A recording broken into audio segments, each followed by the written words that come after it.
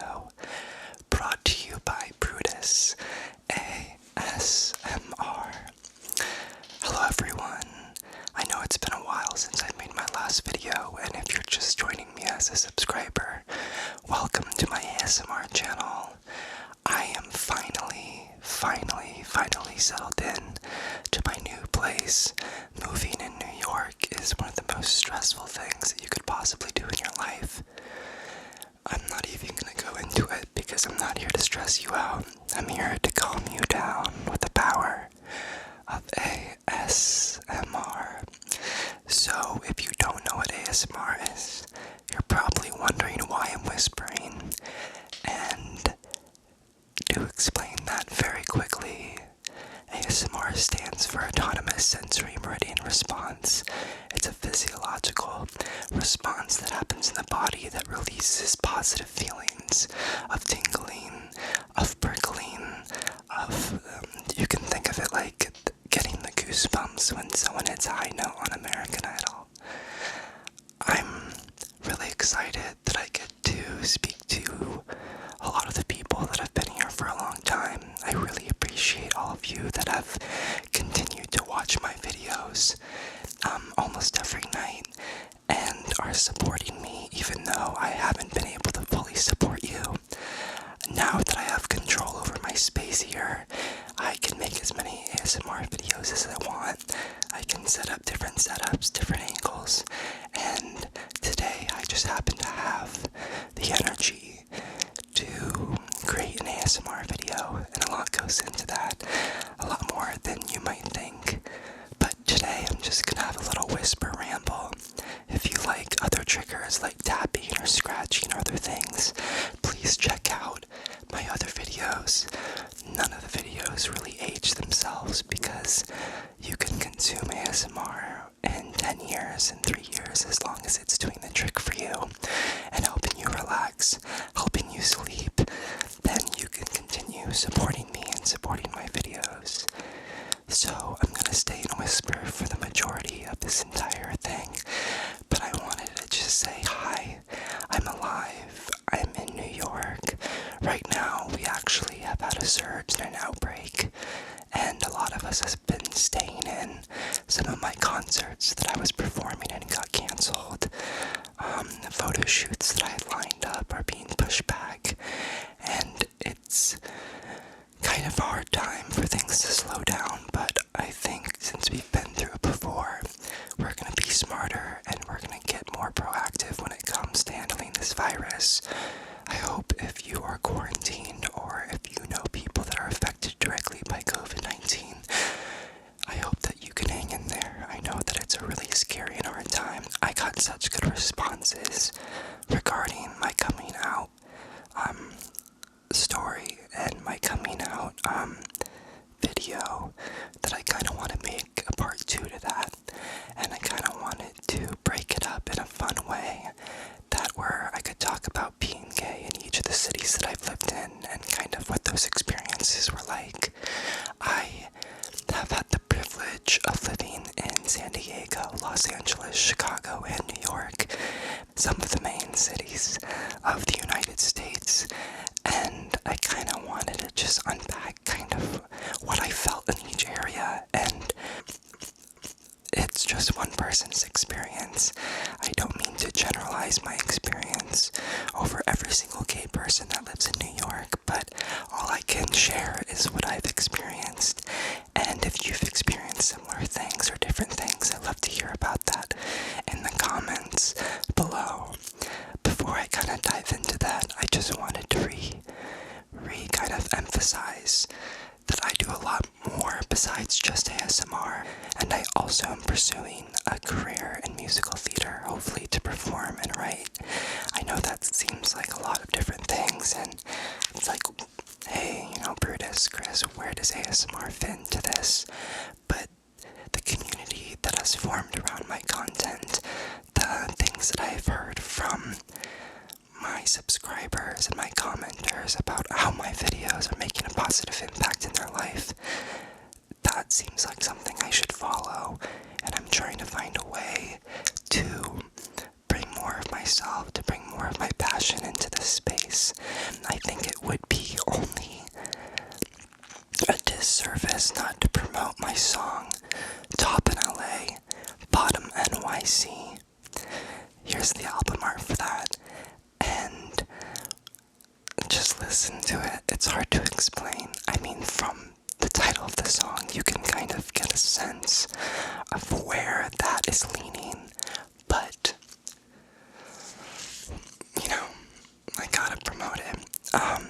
So, I think that goes along with what I'm gonna talk about today, but, growing up in San Diego, especially in the part of town that I grew up in, there was no really way to come out, and there was no one out that was cool or popular enough or well respected enough for gayness to get a real seat at the conversation table.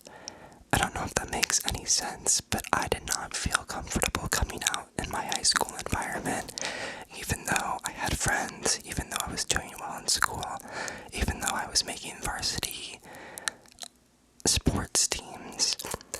I did not feel that telling people that I was gay would result in a safer environment for me.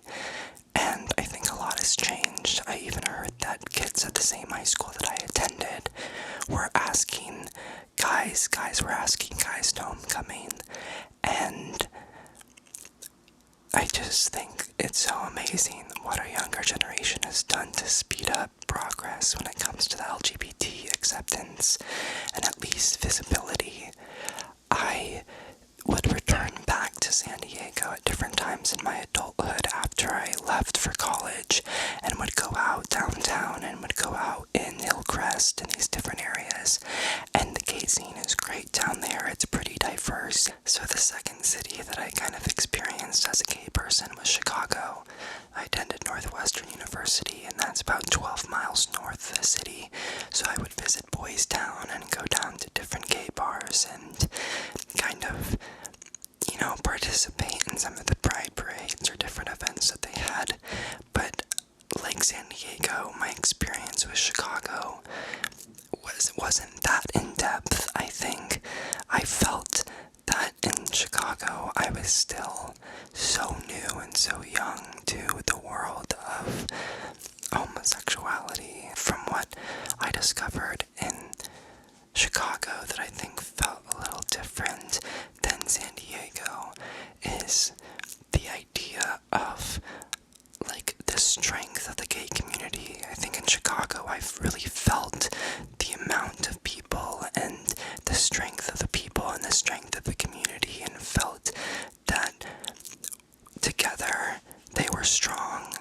And where in San Diego it feels like a bunch of gay people showing up at the same location, whereas Chicago felt like gay people happened to be at this location.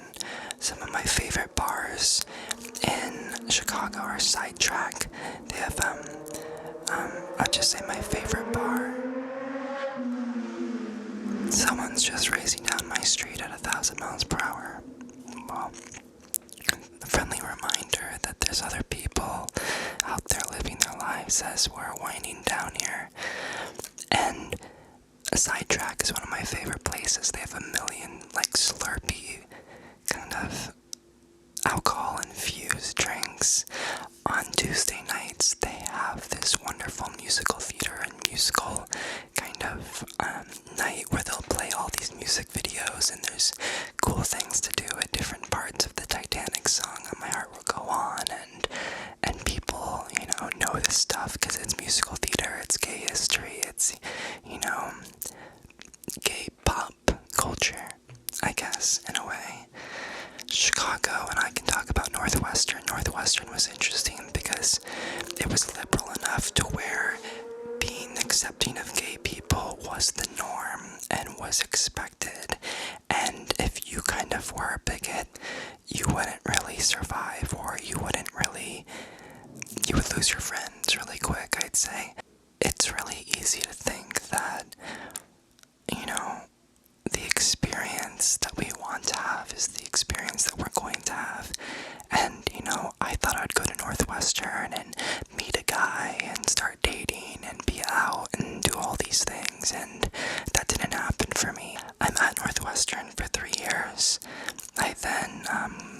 Los Angeles, and so I moved to Los Angeles, I think, when I was 21,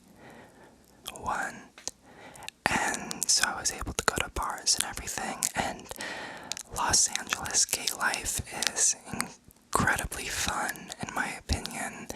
All of Santa Monica Boulevard in the West Hollywood kind of section of Los Angeles is gay bars, gay clubs, gay-owned restaurants, gay everything, and it's kind of like the strip of gaydom, I think, when it comes to, Los Angeles. I think there's queer communities and LGBTQ communities that are thriving besides that West Hollywood or WEO world. That WEO world or West Hollywood gay world can be really white dominated and muscle dominated and pretty dominated, and I feel that, sometimes people of color go there and do feel a little uncomfortable based on the demographics of the people that are showing up.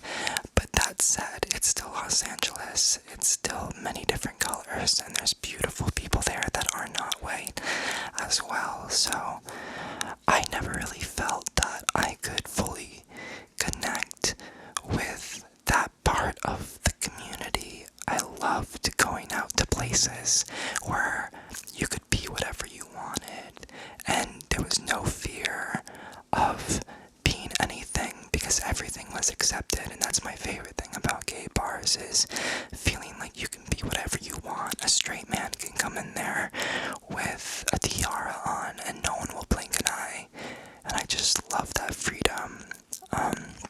It reminds me of Muna's song, I Know a Place, and I just felt that so many places in Los Angeles and West Hollywood were actually wonderful spaces to express yourself and be yourself. I met a lot of great people in LA from all different parts of the gay community, and always have people to go back to if I want to say hi and spend time in those spaces. So this final thing that I'm going to talk about is kind of what I've experienced in New York. Now, I've probably only had like 6 to 8 months of real New York and the rest of it pandemic, but New York, gayness in New York is so nice because it feels like it's just sprinkled across the whole island of Manhattan and nearby. There's communities of Brooklyn where there's gay people and queer people out there, and trans people and non-binary people, for sure. And then, there's the gays of Chelsea, and there's, the piano bar gays in the West Village, and there's the Hell's Kitchen gays. And I think it's interesting because each archetype of the gayness is kind of set by the neighborhood and the vibe of the neighborhood almost. And I think like the gays of Soho are very different than, the gays of Williamsburg and in Brooklyn, or the gays of the Upper West Side are probably a little different than the gays in Hell's Kitchen. And for people that don't know these different neighborhoods, it's just the type of people that show up in these public spaces, type of people that are renting property in these spaces. But I've spent a lot of time in the musical theater, piano bar, gay scene, and I wouldn't even say that these communities are gay. I think gay is kind of like confirmed unsaid. It's like everyone's obviously gay because it's New York.